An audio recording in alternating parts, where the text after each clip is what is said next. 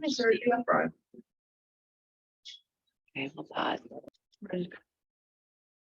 Yep, so this is the legislative committee meeting of Monday, February 7th, 2022, with Councilmember Lopez and Mayor Bybee. And I'll turn it over to, excuse me, Angelique for to lead us to the Okay. discussion. Oh, and can I just make a brief comment on that? Sure. I'd be supportive of just doing it that way going forward. For some reason, it's not clear to me. We've had a chair for this committee, and I don't think that's true for other subcommittees.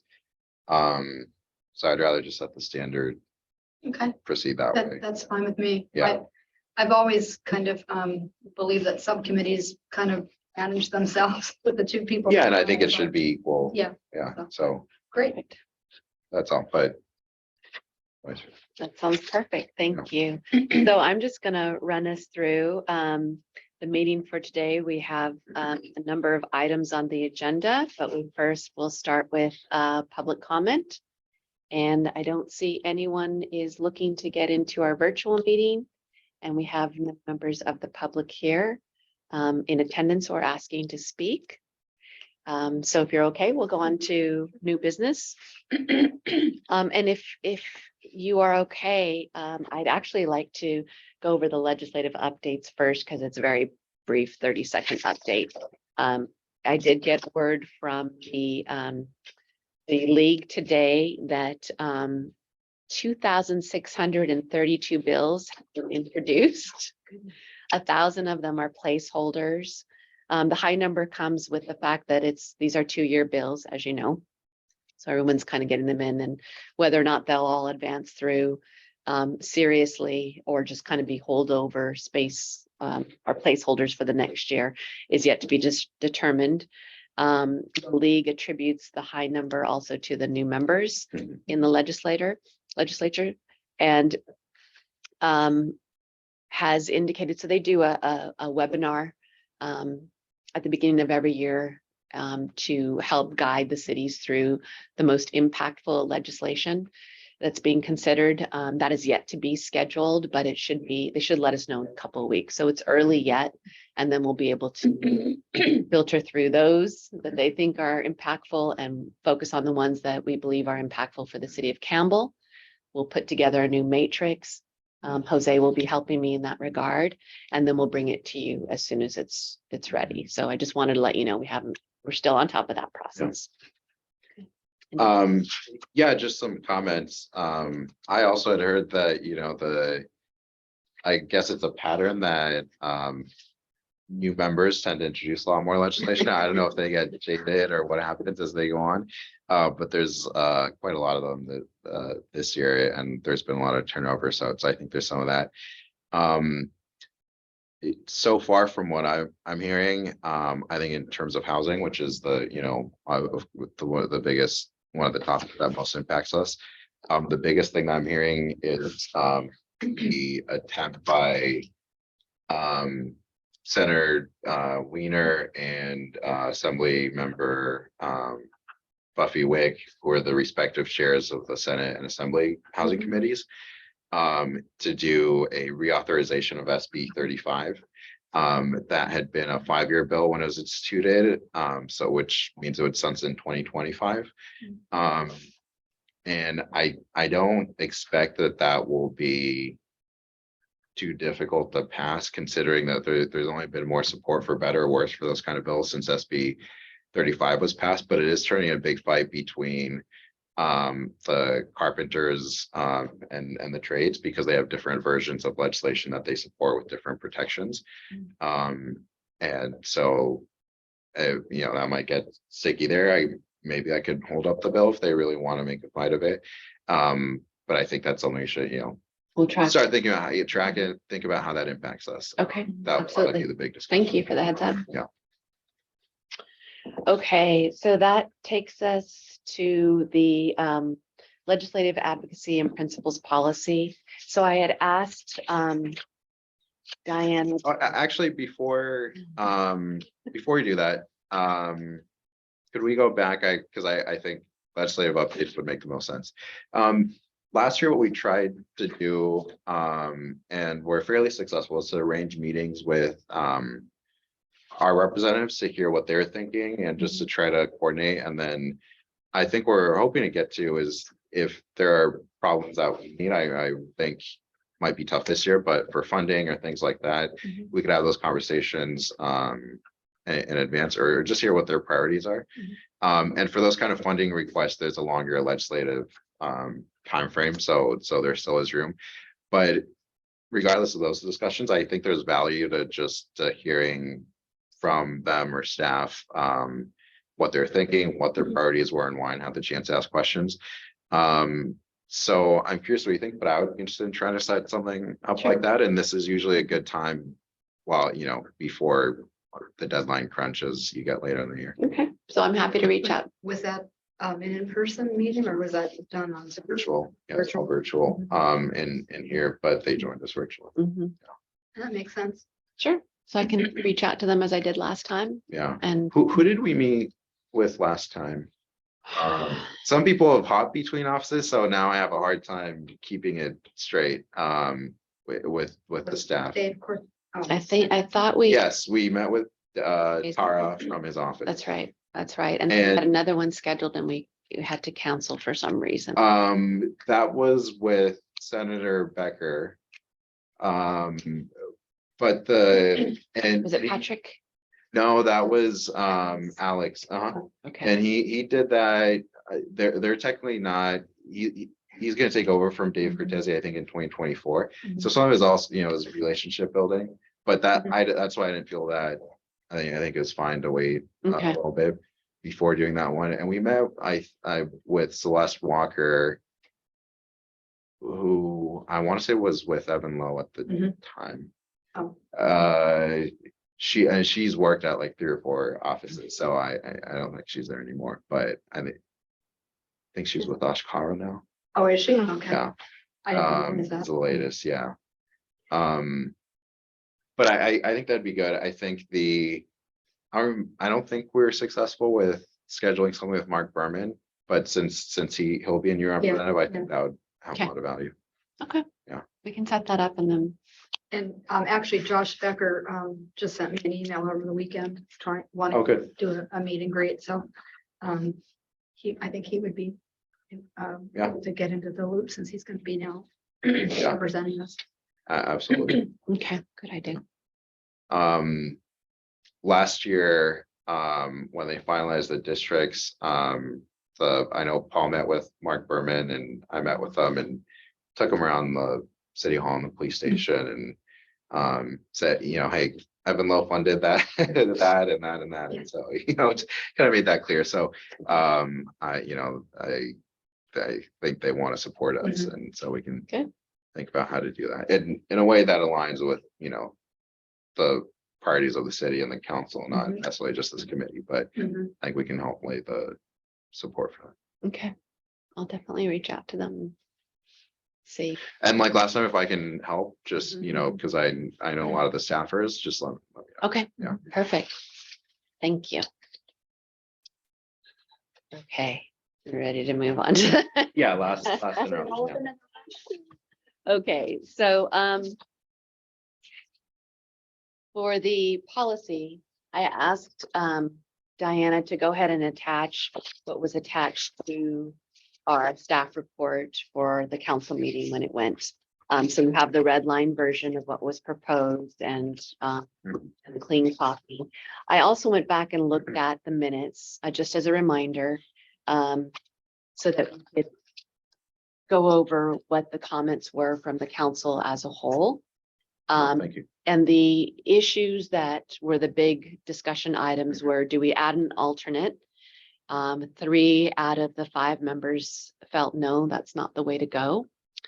The next issue of discussion was, do we add legislative priorities? Now, currently the policy has guiding principles. Legislative priorities came as a recommendation from the subcommittee in line with what the cities association had spelled out. So 2 of the members said no. 3 said yes, we should add legislative priorities. to be determined each year. So that's consistent with the guiding principles. In our policy, the committee is supposed to review the guiding principles at the beginning of each year and decide whether or not they should be changed, or some should be focused on more than others. So this would be the same approach, and it doesn't necessarily need to track what the city's association does. It can be what the subcommittee feels is right or best for the city of Campbell. Again, there was no clear direction other than to go back and look at these things. So when I tell you two of the five or three of the five, this is just sort of the feedback. In terms of assigning a chair, the discussion was amongst and there was like, that's not really necessary. And then the final question on who signs position letters, there was no real consensus one way or the other. I know the mayor felt strongly that whoever's in the mayor's position should be the one signing as it's provided for now in the policy. But everyone sort of had their own comments and there was no real consensus one way or the other. So I sort of left that column blank. Sorry, when you say the mayor, was that? I'm sorry, that was Resnicoff. Oh, okay. Sorry, let me clarify. The mayor at Yeah, the time. Just trying to keep it straight. Yes, of course.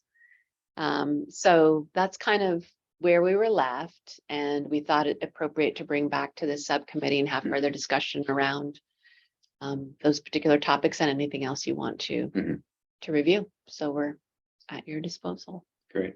Do you want to start or what Well, thoughts or? So let me just say that I was on the subcommittee with the policy that's in place. That was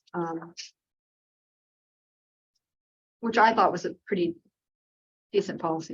And then this one came to council and it seemed to be expand, and I wasn't really sure. Some of the content was more a personal thing as opposed to what's good policy. So I kind of wanted to get more information, and I know you were on the committee that came up with this. I don't think that 3 members is the way to go, because I think there's could be Brown Act implications there. If you've got a subcommittee that's meeting and discussing, and then there's a potential conflict. It just seems weird to me that if you're recognizing that there's a potential conflict and you're going to bring another council member in, it doesn't feel right for me. So I wouldn't support that. Well, go ahead.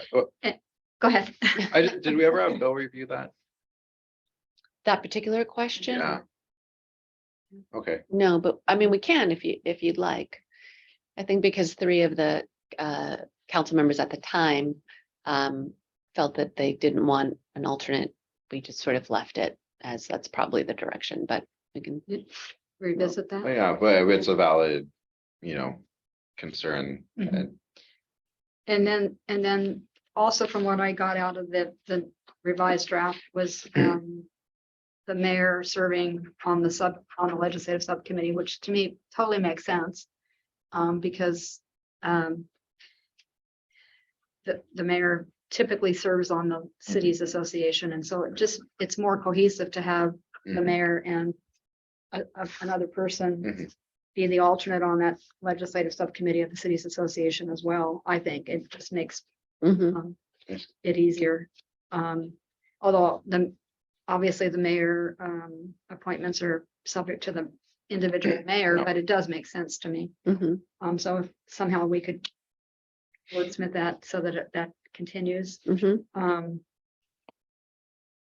And I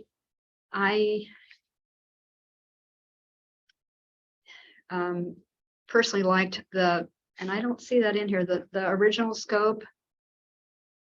The priorities that we had originally seemed to encompass what we needed to achieve as far as legislative subcommittee. And this legislative priorities was added, but it seems to me that all those priorities are within the original scope of what the guiding principles were. So I'm open to discussion on that. If that do you understand that or? I do. I think the possibly with the exception of human rights, just because I remember there was some comment about how not that people were opposed, but just it being added. Mhm. I'll just or did you have more comments? No, that's Yeah. initially what I'm thinking. Yeah, I'll just say I'm totally, I want to follow the needing to have something that works for everyone and not just individuals. And so after the discussion, I'm completely open-minded from anywhere to on the spectrum to don't do anything and just stick with what we have if we feel that I could see the wisdom in that come up with a new version or or anywhere in between. So I'm open-minded.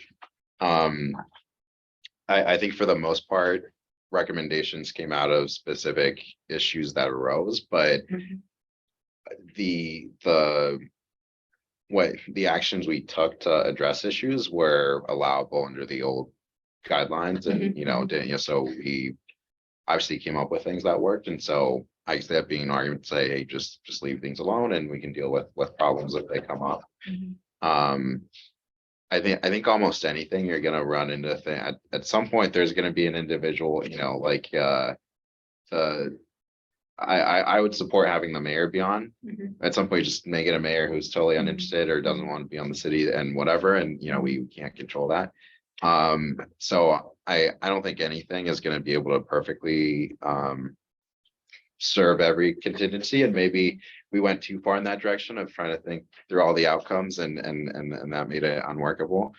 But I'm open-minded. I think the part that I probably feel the least strongly about and didn't necessarily see the logic or the need was the aligning the legislative principles with the cities association, because I think there's some discussion of this. It's two different bodies. They obviously have different purposes. And so I'm open to discussions on changing it or keeping that or whatever, but I don't think we need to necessarily align with what the city association has put out. But again, open-minded really on most of it. Okay. And just for clarification, the policy doesn't currently have legislative principles. The request was to add legislative Mhm. principles to our guiding principle, or excuse me, legislative priorities, add those to our guiding Yeah. principles. Mhm.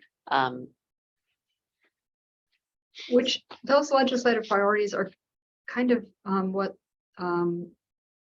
are guided by the League of Cities categories, as I recall. I think that's right.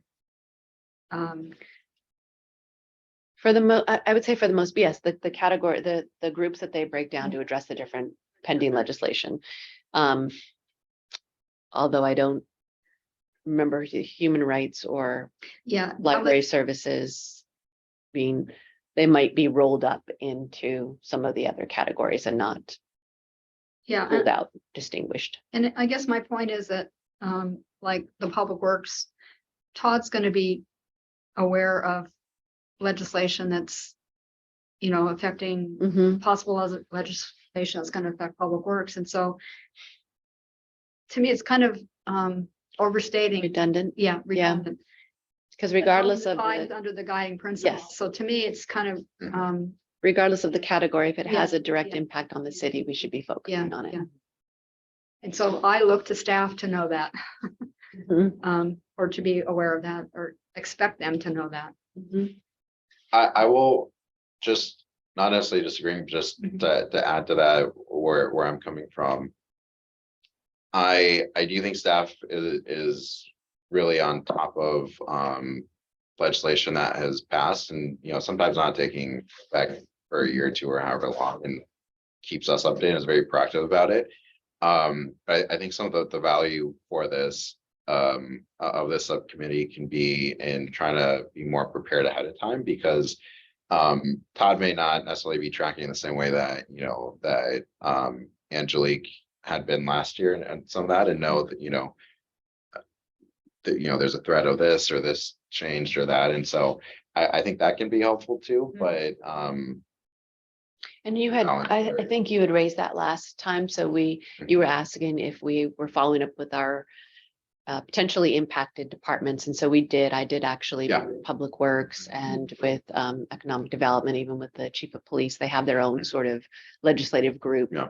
in the law enforcement realm. So we did go through them, and because I did need their feedback on Yeah. should we be taking a position on this particular bill, given that it could impact you in these ways. Mhm. And That's right. one of them did come back, and that was the one that we supported, but definitely working with the departments as well. So And I will say that was extremely helpful to have that input and feedback, and felt like we could coordinate Yeah. and be a little smoother. And I think that was something. Yeah.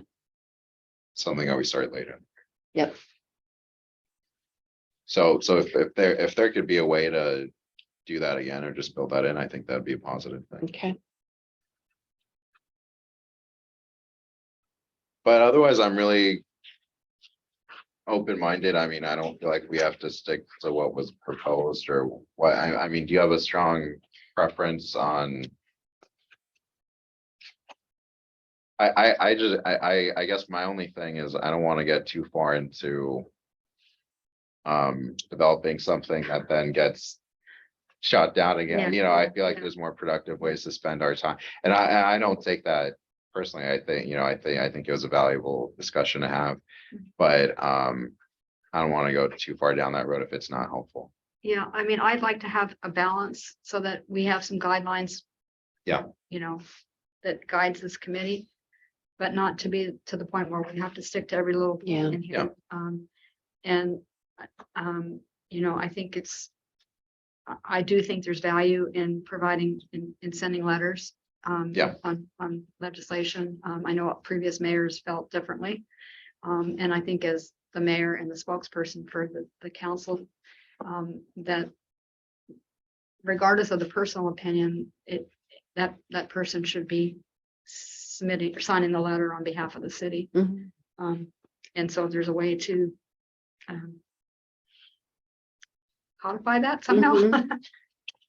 So, how about this? So it sounds like, just looking at the bigger issues that the council discussed, Mhm. we're a no on adding an alternate, a no on adding the legislative priorities, because we feel like the guiding principles include that already, so it would be redundant. We're a no on a chair. And if we'll add some language in that it's recommended that the mayor be a member of the subcommittee. Mhm.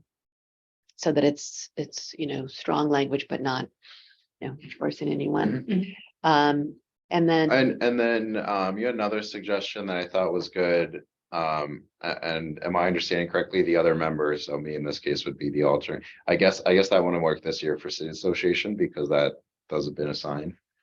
I think you are the alternate. I'm the alternate. Yeah, That's good yeah, to know. yeah. Yeah. Well, great. Then adding that language would be great. Yeah. Yeah.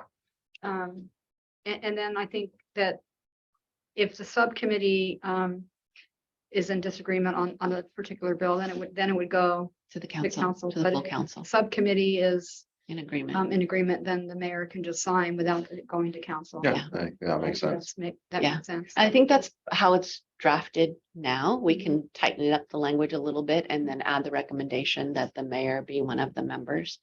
But I missed the point that you were making in terms of Oh, the cities association and you being an alternate. Is there something you wanted?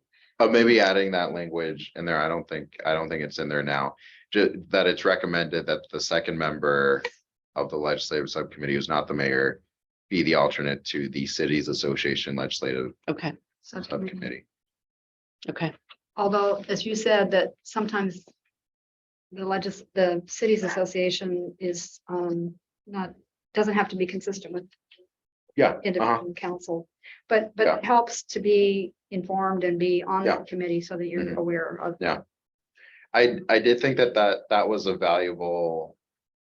I don't think you mentioned this in the notes, Angelique, but I think there was mostly consensus on the point of sometimes cities will have an issue and they'll say, oh, I have to recuse because my city hasn't voted. Mhm. And to just allow a little bit of I don't know if you want to call it flexibility or independence if those cases come up, and Mhm. allow people to weigh in. And I think having I think having it be the members of the committee assigned to that subcommittee, it will take care of issues because they'll be the consistent views. Mhm. But I think that's a good point that, I serve, well, not this year, but I served on the air district legislative subcommittee, all these things, and it's just helpful to be able to actually move forward with a committee, and not have half the members on, saying they have to recuse or abstain. Well, and we do have that, it's the very last paragraph of the updated proposed draft that we took to the council. It's anticipated that the city's Yeah. representative on other legislative committees will vote as a member of those committees. The city's representative on those committees is authorized to vote on all legislation. Yeah, and that's all I'm saying is that I think that is one piece where maybe it wasn't in the minutes, but I do seem to remember discussing it, and I think that would be a productive thing To keep in, to add. okay, all right. Okay. So let me take another stab at it and kind of scale it down a bit. If you don't mind, on some of the other edits that are minor, but just more process oriented, or cleanup and clarification, but the rest we can take out. Yeah. And we'll get a second draft to you for the next meeting, if that makes sense. The next, The next legislative session, okay, before it goes back to the Okay, council for full review. okay. Does that sound okay? Yeah, I appreciate you doing that, and by the way, all the work on the, on the previous versions. Do we want to set a date for the next meeting, or I guess one other thing we tried to do at the beginning was try to get a somewhat of a regular cadence, and Mhm, it can change throughout the year. We probably don't need to meet as often right now mhm. as later, but I think it's helpful to give staff some consistency, and at the same time, I felt like sometimes there was maybe a little bit too much sense of urgency last year, and that's probably not as helpful for all of you. So just try and strike the right balance with the meeting. Mhm.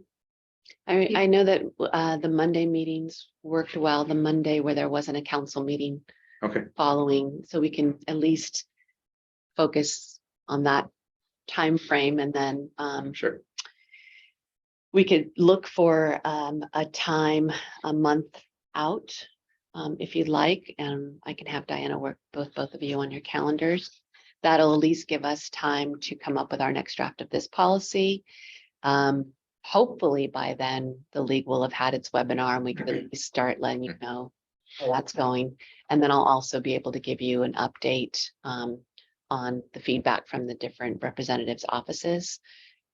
If they're not able to attend that one, hopefully shortly thereafter.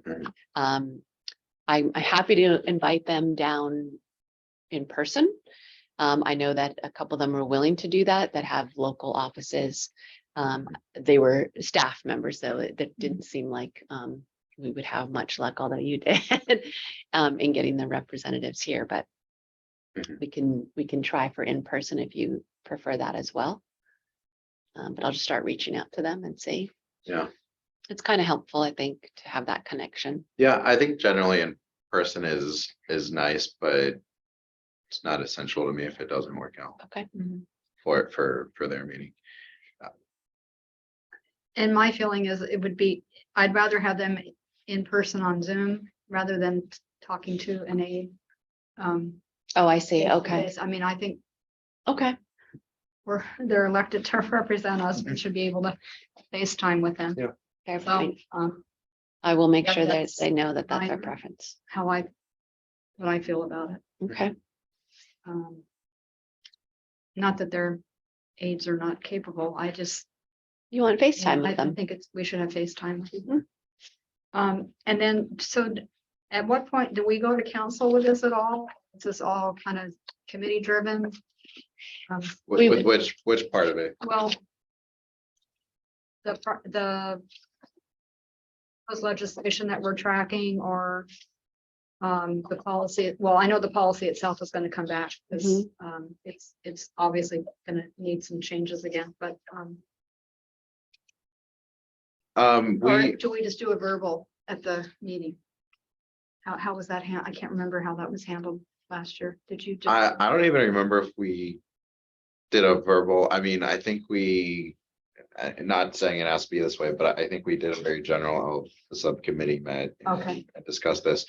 My understanding of the policy and what we did last year is that if, as long as we're following the guidelines, Mhm. doesn't need to go back to Okay. council, and so we kind of have that guidance, but then we can proceed and meet as long as it's following.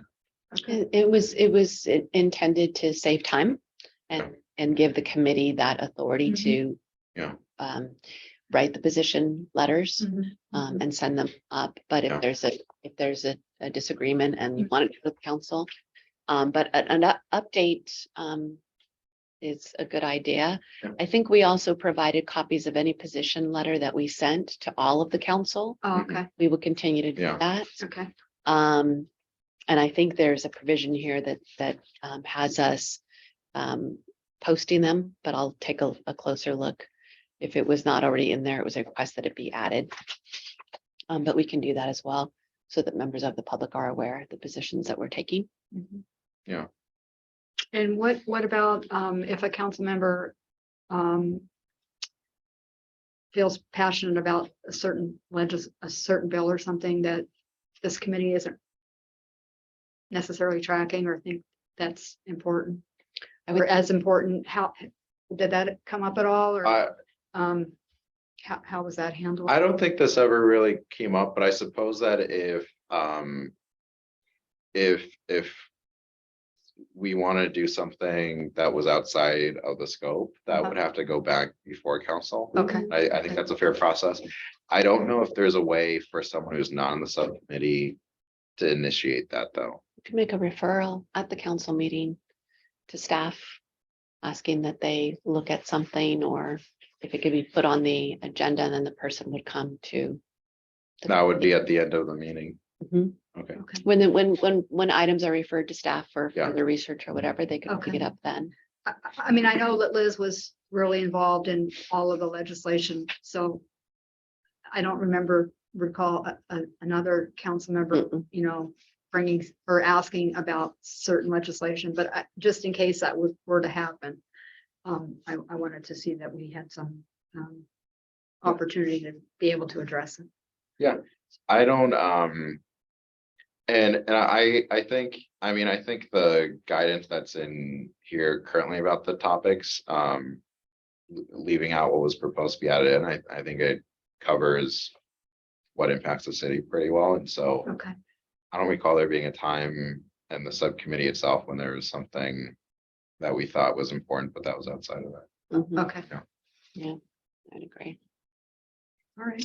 Okay, so we don't have anything under old business. Do you want us to go through this with you, or are you okay with just, You want to, I mean, I think I have the direction Okay, up there, right, yeah.